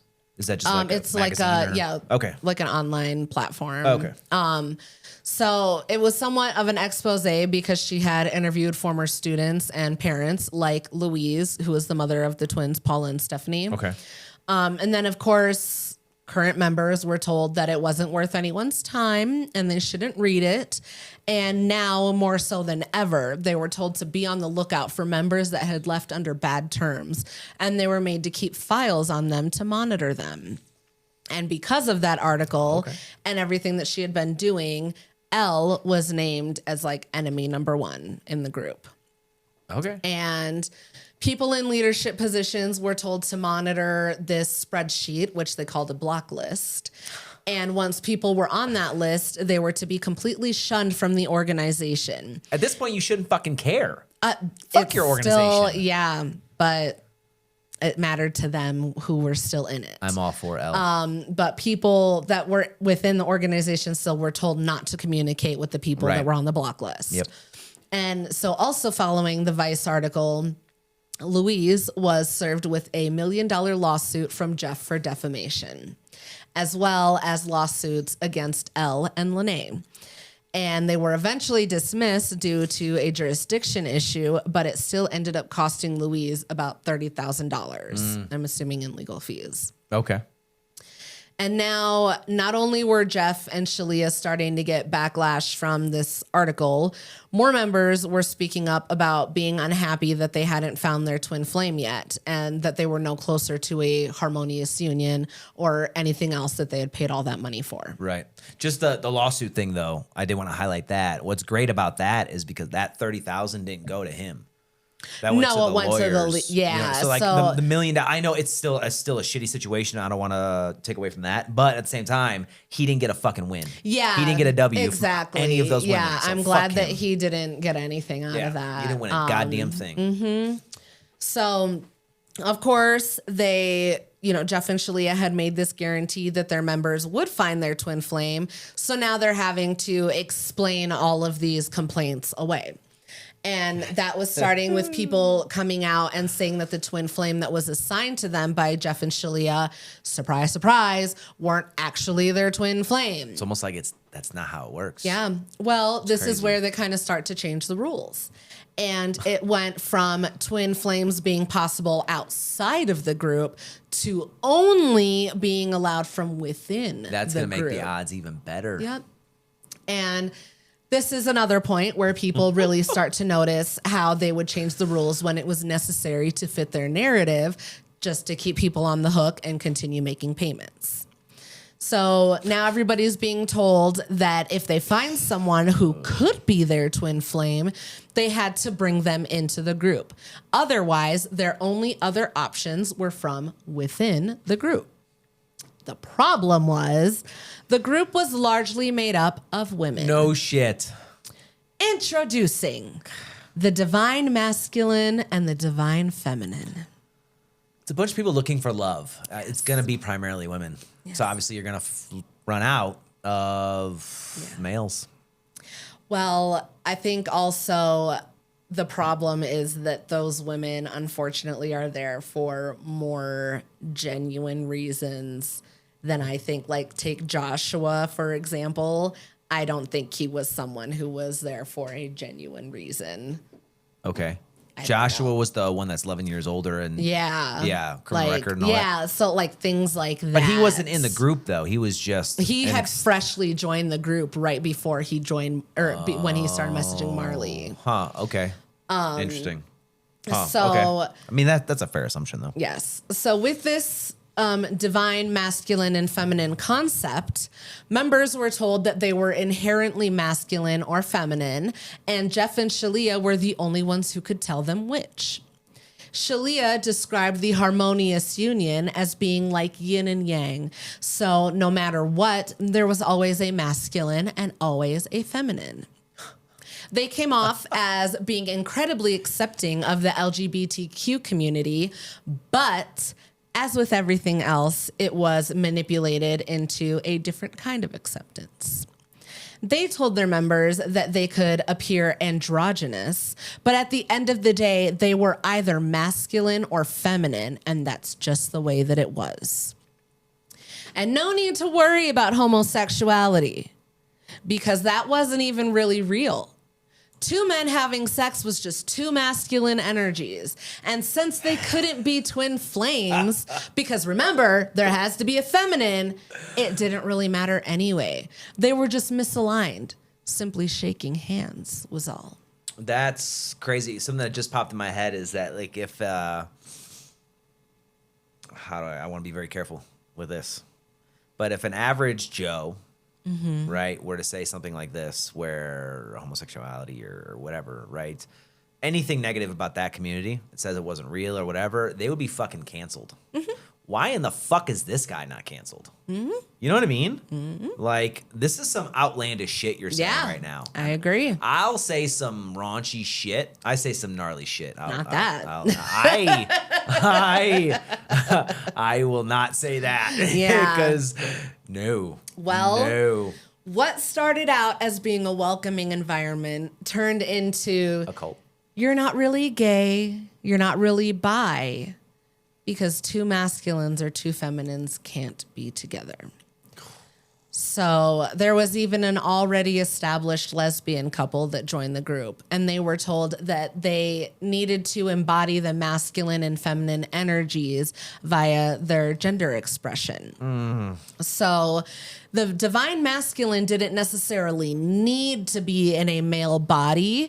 It just needed to be emulated in whatever way Jeff and Shalia deemed appropriate. They were just making up the rules as they went along. Yeah. I mean, can a strap-on check that box? I don't know. Oh, okay. Over time, Jeff kept pushing the masculine energy in that relationship to take on more of a masculine appearance, starting with encouraging her to change her name from Anne to Dan. This is fucking dangerous. How is... Okay. And at this point, Arcelia, who was the trans member in the group, she's the one in the interviews, she said that she had to leave the group. And unfortunately, it seems like that's about the time that all hell started to break loose. I mean, it's interesting, though, that she was right? She was the one that that kind of not flagged it, but she was like, this is enough. Like, at least somebody is fucking doing it. I think it started with L. Well, yeah. And now Arcelia. Yeah. Right? Well, she even said that, like, she regretted telling them that she was trans because she's like, it felt like they just love bombed me and wanted me to be this, like, LGBT pillar in the community because she's trans. To branch off of that. And then they wanted to use her as, like, it's like a marketing tool, you know, like the face of it, basically. I mean, it's from a marketing perspective or like a culty perspective. It makes sense. Well, that's what they did with everything. That's your they bridge would see how to you, that community. like what you had on the outside and how you could be beneficial with that on the inside of the cult. Exactly what they did with what was the original couple? What was their name? Keely and Colby. Yeah, those two. Yeah. How they weren't even really in love, but that was a bridge to be like, okay, we can actually find you love. Yeah, that was like, they did the we're same make thing this. with Alicia or Arcelia. Is that like this is our bridge to that community, so like we can just continue growing our fucking community. You know what I mean? So like it makes sense, but I'm glad she flagged it and she was like, no, you're fucked for this. Yep. Well, in December 2019, Jeff and Shalia spent the night channeling. And through this, they created 20 new twin flame pairs within the group. But the majority of the pairs were same-sex couples, particularly women. Because that's all that's left. Yep. And of course, half of those women were told that they were now the divine masculine in their twin flame union. And Keely described having received that list from Jeff and Shalia and then having to call her clients to inform them of their pairs and possible new divine energy. Angie was one of those clients. And in their conversation, Keely told Angie that Jeff and Shalia had said that Angie needs to let go of who they originally thought her twin flame was. And instead, she was now going to be the divine masculine in this new twin flame union with another woman from the group. And that woman was Victoria. Yikes. All right. So now on October 8th, 2021, they had their third ever in-person gathering of the Twin Flames universe. Okay. And the other one was January 2020. I think so, yeah. Okay. I don't know. So this is almost like 2 years later, right? Yeah. All of 2020 and most of 2021. Something like that, yeah. I don't remember. It's up there somewhere. Okay. So Stephanie was told that her twin flame was not the man from Taiwan. Rather, it was someone who was already in Twin Flames universe. Their name was Kieran, and they were assigned as a divine masculine, and they were being encouraged to transition. You said assigned? Assigned. Ooh. At the time of their pairing, Stephanie and Kieran had only spoken a couple of times, and they never met in person. But in only a matter of weeks, Stephanie was on a plane to go to Switzerland to be with her twin flame, Kieran. And then they ended up getting married in a live streamed or at least recorded and later posted online ceremony, which is how her sister Paula and her mother Louise found out that she got married. Yikes. Yeah, because they're disconnected, right? They're not talking. Yes. So back to these 2019 pairings, in December 2019 to be specific. When Angie was told that she was set up with Victoria, she was also told that she was labeled as the divine masculine in that relationship. But then when Victoria got on a call with Keely, after Keely had spoken with Angie, Victoria just straight up declined. She was like, no. Okay. Just no. And that was the final straw for Victoria. She realized how much power she had given Jeff and Shalia over her own life, and she decided that it was time to take it back. So she left. Love it. Fucking love it. Who was that, Victoria? Victoria. Okay. And Keely says that Jeff and Shalia trained them to focus on why the prospective twin flame doesn't want whatever person, and that they were taught to pinpoint exactly what it was that was making them weary or afraid of being paired. And then a kind of similar thing happened with Jessie. She was put into a pair and also told that she was the divine masculine. And immediately she was like, I don't think that's right. And then, and then Jessie and Angie and some other members were put into a divine healing group. In this group, they were told that they needed to accept what Jeff and Shalia claimed to be their true sexuality and their true union with God. They like, it was literally a group about these women having to accept their masculinity. And they were told that it was these are women that aren't even fucking confused. Yeah. Like they are No, they were just put in very a pair. comfortable with who they are. Yes. And now these fucking people are like, Yes. no, They no, were no, no, put no. in a twin flame pair That's and not who told you that are. they were divine masculine. So they were told that it was a confidential group, not to be shared with anybody outside of it, and that they had to heal their blocks. And they were being told to change their appearances, change their names, adopt male pronouns. And it was at the very least heavily implied that if they didn't accept it, they would be kicked out. That's okay. Fucking run. Yep. You're giving them too much goddamn power. Yeah. And so this is where I think Keely is really starting to, I think this is where she started to realize that maybe she wasn't always doing the right thing like she thought she was. Because obviously she was being abused in this whole process by Jeff and Shalia as well. But like the psych professor, Dr. Lalich, she had explained that like in cult situations, the abused often become part of perpetuating and acting out abuse on others. And that's where Keely was finding herself at in this place. Okay. So she was in like a leadership position essentially. And so she was being told to lead her clients in this direction and encourage them to make all of these changes to accept their masculinity. But, you know, she explains that it felt like she knew that whether or not she did it, that none of them had a choice, because if they didn't comply, then they would be kicked out. And she felt like they would be losing everything that they had been working towards. You absolutely have a fucking choice. Yes. So in all of this, Angie ended up changing her name to Ajin, which apparently was a nickname that her grandmother had given her. So she felt it wasn't too big of a change for her in this whole transition. Yeah, but you're letting them use that name as a fucking... Ultimately, it was very unfortunate that like that now sacred memory that she had associated with her grandmother is now associated with what happened within the cult. Yeah, you now just gave that to them. Yep. And then, you know, Louise in the background and Paula are still trying to like scour through the internet and make sense of everything that's going on. And Paula ended up coming across a Twin Flames thread on Reddit and told Louise about it. And so Louise got on there and started making some comments and stuff. And eventually she was contacted by other mothers who had lost their children to Twin Flames universe. Jesus Christ. Maxine was one of those parents. She explained that her child was born female and identified as female until they joined TFU.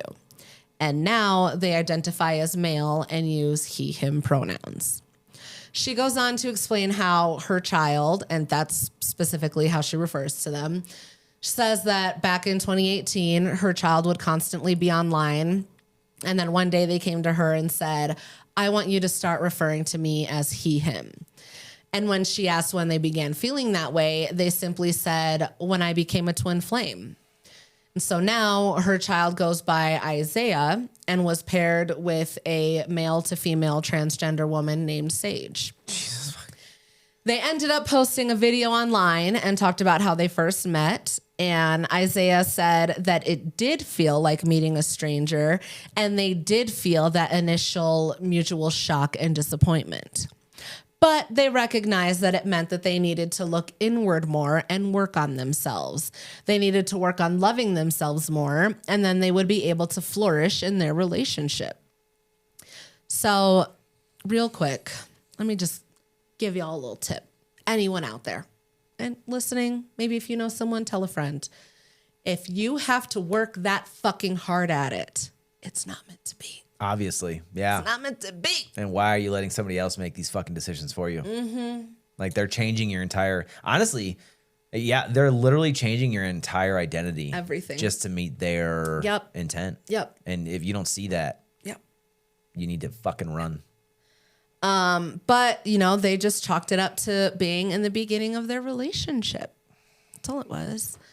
And then Debbie, who was another parent who lost her child to TFU. Her child was born female, but now goes by Ray or Raymond and uses he, him pronouns. Again, it wasn't until they learned about and came into contact with Jeff and Shalia that they began feeling like they were transgender. Ray had posted a video on social media after changing their name and announcing that they were transgender and claiming their full masculine energy. Debbie said that she didn't even know until her niece sent her the link to the video. Unfortunately, Debbie then told Ray to leave and said that she couldn't deal with this right now. So Ray left, and he's been gone ever since. With the cult. Mm-hmm. Okay. Yep. And unfortunately, even more so, that became part of Ray's story in Twin Flames universe alongside their twin flame Drake. So to be fair, though, Debbie acknowledges that she shouldn't have said that, and she clearly deeply regrets telling him to leave. Yeah. So just throwing that out there. Yeah. Damn. And there were multiple testimonies from people saying that they were happy to take on their divine masculine energy. But the key takeaway from all of those was that they were more focused on what they were supposed to be, according to Jeff and Shalia, more so than they were about like what they truly wanted for themselves. So meanwhile, Jeff and Shalia would maintain that they're not urging anybody to transition. They weren't encouraging it. They weren't recommending it. None of that. These were the statements that they were putting out publicly. But behind closed doors in meetings, it began to feel a lot like conversion therapy. Yeah, 100%. And Jessie explains that through all of this, it's not even conversion therapy. It's conversion fucking... like forced conversion. Yeah, exactly. It's like an ultimatum. Yeah. Well, Jessie explains that through all of this, she had been dubbed as a divine masculine. And so since then, people started referring to her as he, him, even though she asked them multiple times not to do that. And she was persistent in the fact that she was a divine feminine. But they wouldn't take no for an answer. And so then the next step for her to take was to come out to her mother. And it turns out that this was the turning point for her because her mom asked her logically if she truly felt that way or if it was because of what they had told her. Valid fucking question. And she answered honestly and said that it was because of Jeff and Shalia. Honest answer. I'm loving it. So she, of course, immediately got defensive about it, but her mom handled it perfectly. She was still understanding and still very loving towards her. And she's like, I just want my baby back. Like, I'm not blaming you for anything. And, she's right. like, what do you think about this? Just trying to get her to like look into herself, but not in the same fucking way. Who was this again? What was her name? Jessie. Yeah, okay. And she, after this conversation with her mom, she ended up blocking everybody and leaving. She left the cult. Yeah. Okay, good. Or Twin Flame. Yep, she left Twin Flames same. universe. At this time within the Twin Flames universe, Jeff and Shalia have decided that they're going to have a baby. And apparently they were touting this spiritual being that they had been channeling as their third twin flame. And Shalia claimed to have a spiritual and divine connection with their baby. Wouldn't it be a triplet flame? No. Oh, okay. It's the third twin flame. But that's okay. They also knew that this baby was going to be a girl. Wouldn't that be 6 people? Third twin. I don't know. Oh, okay. They also knew that she was going to be born exactly as she was supposed to be because together, Jeff and Shalia were the most divine. And they also determined that their unborn baby named Grace was going to be celibate forever because she was going to be born into such high ascension that she'll forever be able to satisfy herself and she can only sleep with God. Jesus Christ. These people are fucking dumb. They started talking about this baby online all the time. and consistently talking about Grace and how she and Shalia were in such constant delicate state. So nobody could stress her out. You can't go against anything because they're going to be stressing out Shalia and baby Grace. She's not doing shit anyways. Well, in the end, they announced that they needed to terminate their pregnancy because Grace had decided to stay in the spiritual astral plane. Probably best. Yep. And meanwhile, Jeff decided that he was going to buy a large plot of land in Michigan, and all of the members would be moving there and start having children. His? No. Oh, okay. If they did move there and have children, it would be twin flame children. So they would all be born into high ascension immediately. And they would have destined twin flames who were also born into the twin flames universe. But they just linked up 20 twin flames that are the same sex. Well, if couples couldn't biologically have their own children, they could use another member's sperm. And initially, it was believed that these couples would be able to choose their own sperm donors. It would be Jeff's sperm.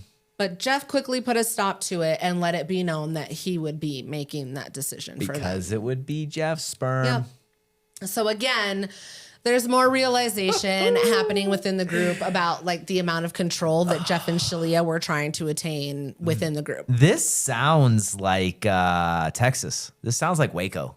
I don't remember exactly what happened. This is exactly so. Like we weren't brought into it. Not to get too off topic. I mean, it's really not. But we weren't really brought into it until it was already a created community. Oh yeah, when they it was had already the an ecosystem. It was already yeah. So it was already like when we became, I guess, privy aware to it, of it. Aware of it. It was already an established community. They already had like all their ducks in a row. Everything. It was already a well-functioning building machine. up to that. This is exactly where Waco started. Yep. Like somebody was like, "Yeah, I'm gonna go buy all this land and we're gonna build this thing." This is fucking Waco.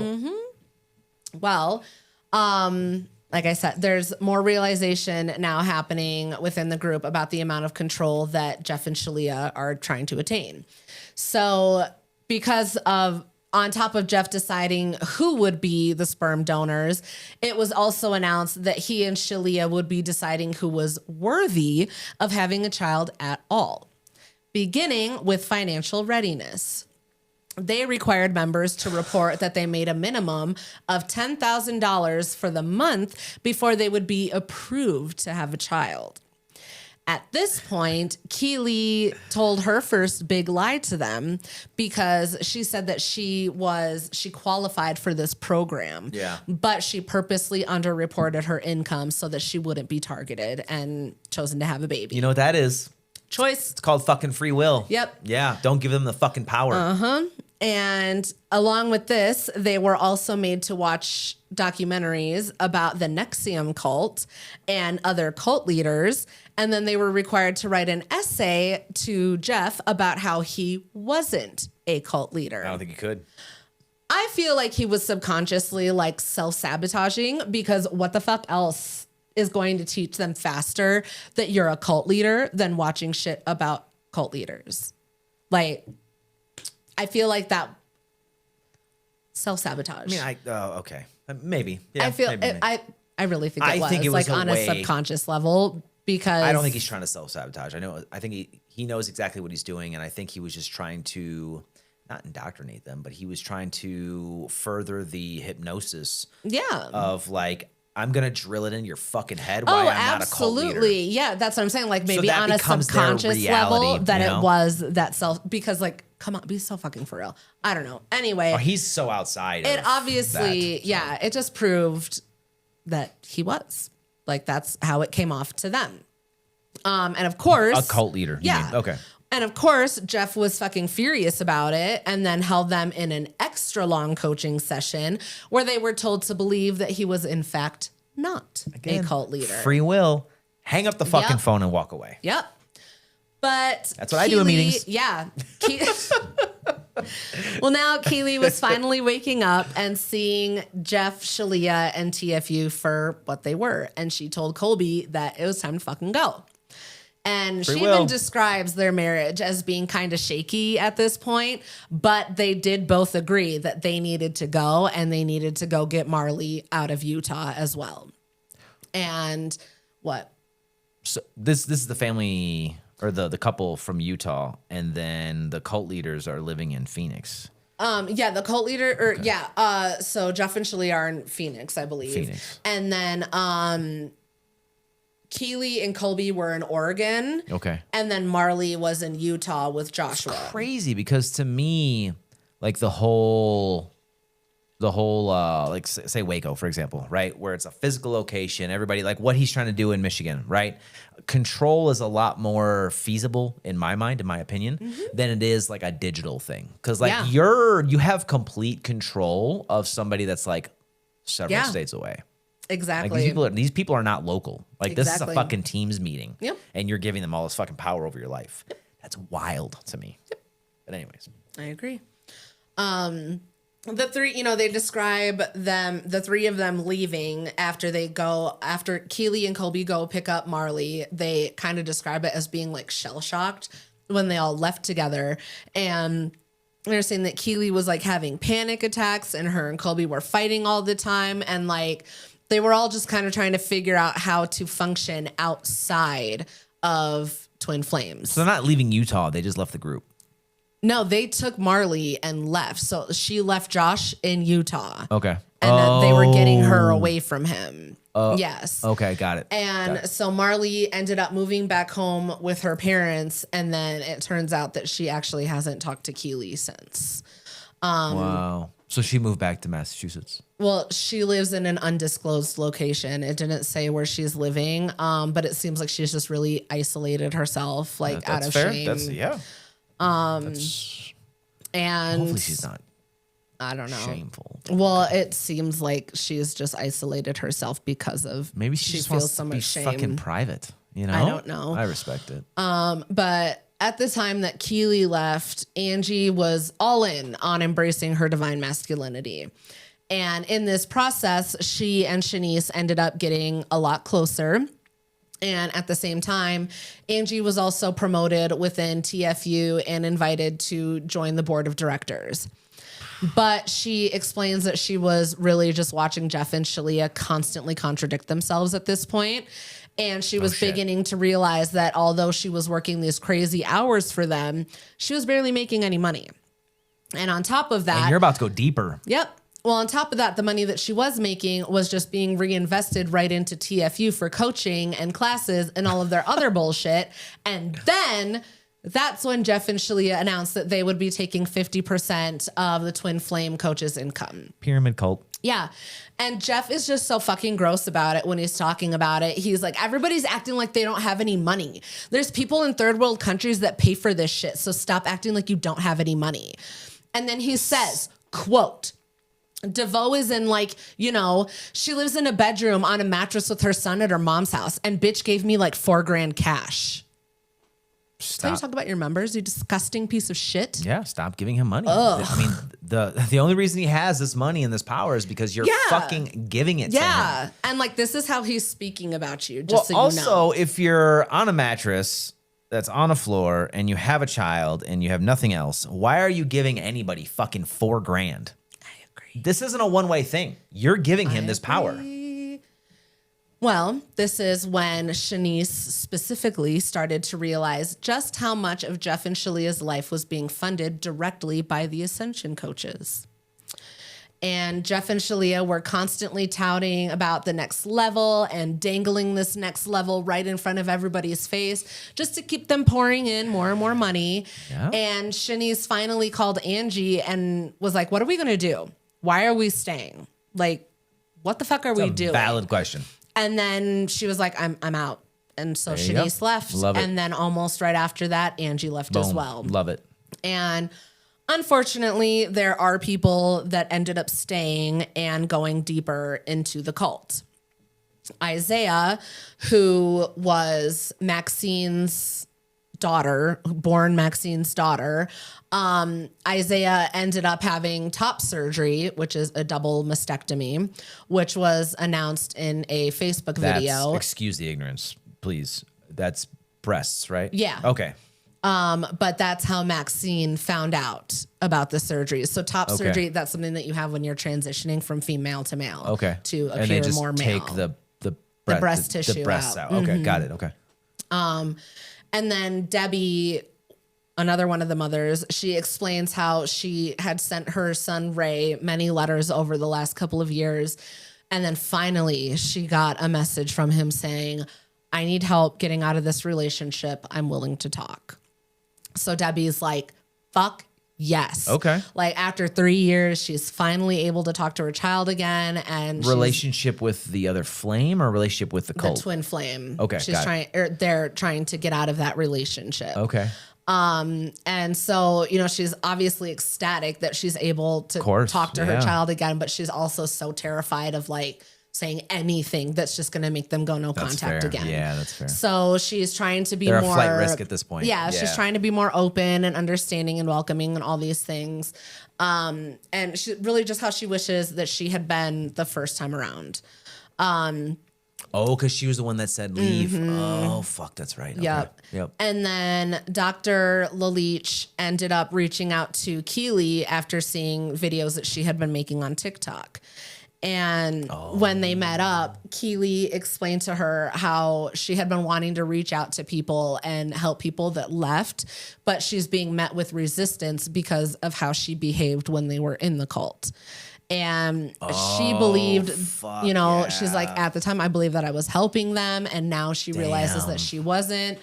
And she was also, to be fair, though, I don't know how this is going to be received, but in my mind, in my opinion, I would feel weird being super judgmental towards her because you could be judgmental towards all you fuckers. Exactly. You know what I mean? Like all of you made the decision to do this. Well, it's because she was in that like leadership position. That's why. And not only was she in that leadership position, but she was also under that same hypnosis that fucking all of you were. So you can't be too judgmental. Well, Dr. Lalich explains to her that she's experiencing moral injury.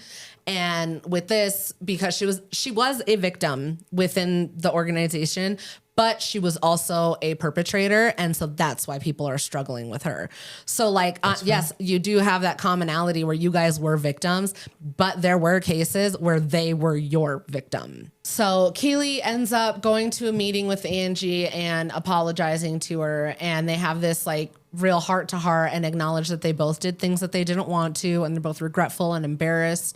And then, you know, they even reflect on like how silly they feel now that they're out for how scared they were while they were in it. And, you know, they're acknowledging like how brainwashed they felt while they were inside. Right. So in the end, there were 5 people that left in 2019. And that was Lene, that were a part of this. Okay. Only ones that came forward. Yeah. Okay. So that was Lene, Sarah, Drea, Arcelia, and Elle. They all left in 2019. And then in 2020, Jesse, Victoria, and Shanice left. And then in 2021, Angie, Marley, and Keely left. Okay. And then in April 2023, Jeff and Shalia's daughter, Grace Violet Devine, was born. Oh, they finally had the kid. Oh, God, poor child. And Twin Flames Universe. That child's going to be fucked up. Probably. Twin Flames Universe is still up and running and recruiting new members into their organization. Even after this? Yep. And they were one of over 10,000 cults currently operating in the United States, as well as one of the internet-based cults that has risen since the pandemic. And while this documentary gave viewers an inside look at Twin Flames universe, the story is far from over. Investigations are ongoing. Yes. The community remains active, and the discussion around online soulmate culture continues to grow. In July 2025, there was an article published that detailed an investigation into Twin Flames universe by the Michigan Attorney General. Hell yeah. There was a raid. Oh, shit. So they're in Michigan now. They did the fucking compound. There was a raid that was conducted on their residences. Search warrants were issued to search for probable evidence to be used against them for charges of potential criminal activity and coercive control. And of course, Jeff and Shalia maintain that they are running an organization built on spiritual coaching only. If you let this place, this compound, this fucking group, this cult get too big, you're going to have Waco in fucking Michigan. Yep. Well, At the end of the documentary, there is a website listed that's provided by Netflix. It is www.wannatalkaboutit.com, and they have a lot of information and resources available for people who are affected by anything in documentaries that are on their platform. So okay, so not specific to any certain thing. Just no, general. I looked into it, and it's like they have different documentaries that are on Netflix, and it's like if you have anything in relation to one of these, then there's resources on there. So there's that's pretty cool. Like the helplines, they have a list of helpline phone numbers, and I think there's other contact information, which is pretty cool because it's cool. It was Netflix proprietary, right?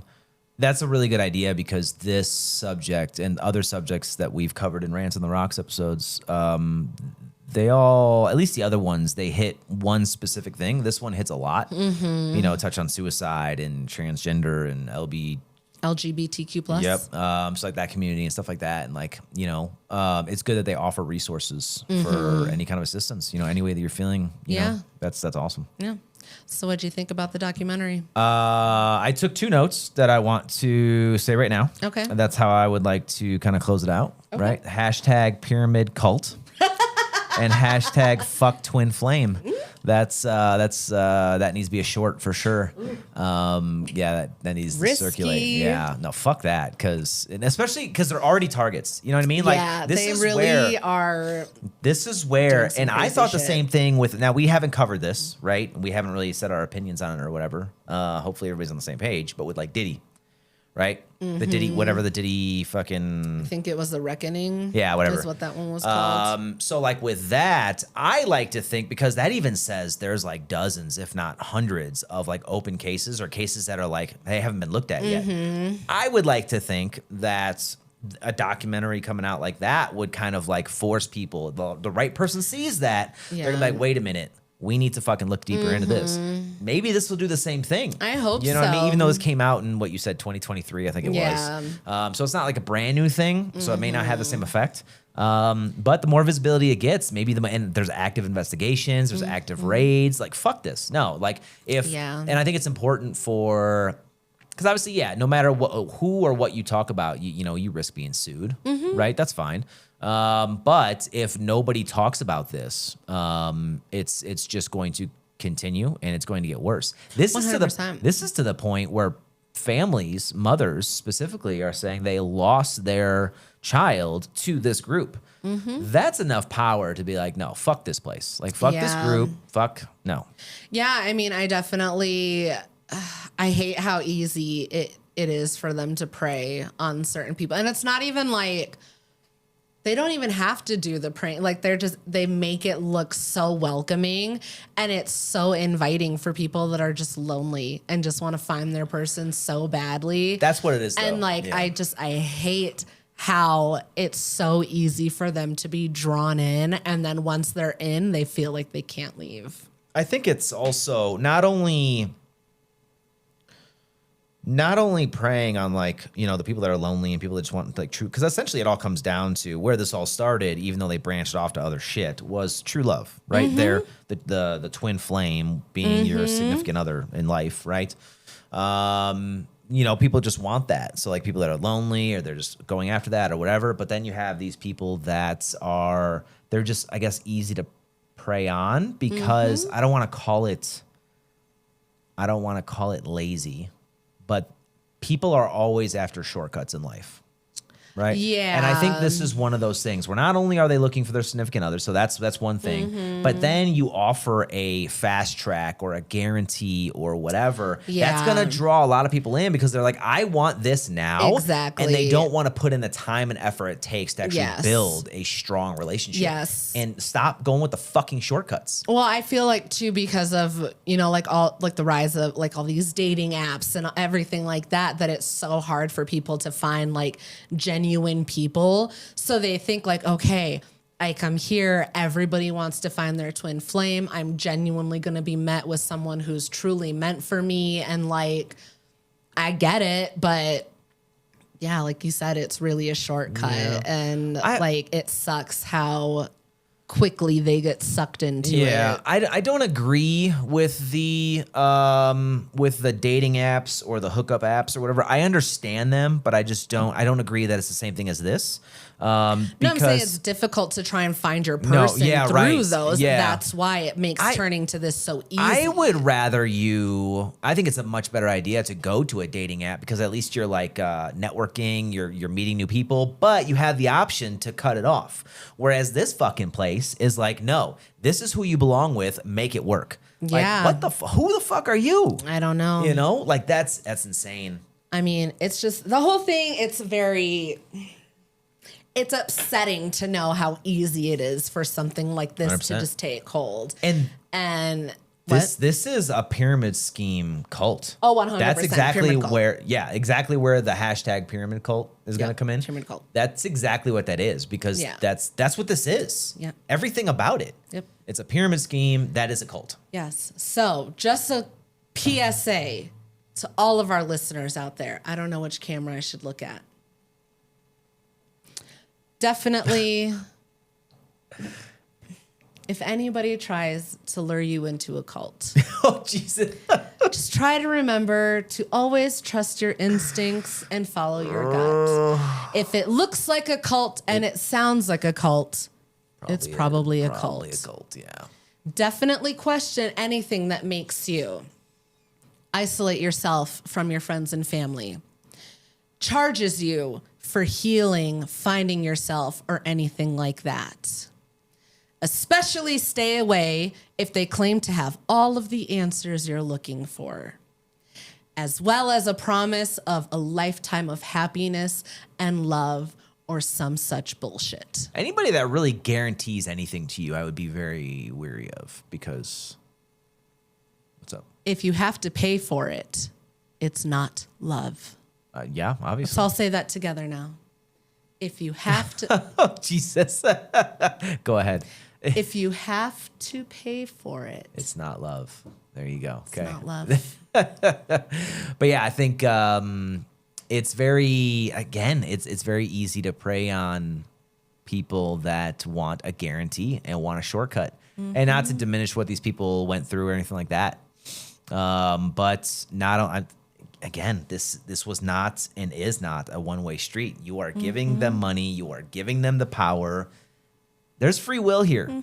No one, and even like I found it funny too. The two people that were saying how crazy it was that like how like funny it is now compared to like when they were leaving and how like anxiety ridden they were and all that kind of stuff. Like that's what you need to keep in mind. Yeah. Like this is not a forever thing. Yes. You have if you're free will. feeling that way in any organization, you need to leave. You have to leave. Recall that you have freedom and you need to use it. So. Yeah, exactly. Yeah. Do you have anything else you wanted to add? Hashtag pyramid cult and Pyramid hashtag cult. fuck twin flame. I love them both. Whichever one you prefer, by all means. Because you know why? Because you have free will. Free will. Yes. All right. Well, if anybody has any suggestions for the next documentary, send them my way. I'm always open to hear what you guys want to watch, listen to, all that shit. That's the end of April.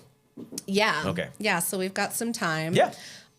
So that's really all I've got for this episode of Rants on the Rocks. I like it. As always, if you're enjoying listening to the podcast, please like, share, comment, subscribe, all that. And aside from YouTube, Spotify, and now Apple Podcasts as well. Oh, yeah. You can find us on Facebook, Instagram, School, and TikTok, all under the Ranting Podcast. Uh-huh. Oh, also for those suggestions, you can submit them to us on our website. It is therantingpodcast.com. So yeah, come talk. Let us know what you have to say. There's actually a form on there. You can remain anonymous, doesn't matter. Yeah. The only reason I think we do ask for an email just so if we have to respond, we can. You know what I mean? If you want to keep it anonymous so we can't respond, that's fine. But don't be vague. Yeah, right. Yeah, exactly. But yeah, I mean, there was already a listener submission that was submitted a few weeks ago. It was completely anonymous. We didn't let them know. They actually got in the comments and they were like, yeah, this is my story. So just. And that's fine too. Yeah. That's if you want credit, fine. we'll give you credit. We'll call it your name, your username, or whatever. Or you can just completely remain anonymous. Yeah, we'll put up your name and picture. I don't give a shit. You tell me what you want. Exactly. All right. Tell me what you want, what you really, really want. Yes. So go use that submission form. Yes. And keep ranting. There you go. Come tell us about it. Okay, bye. Okay, bye.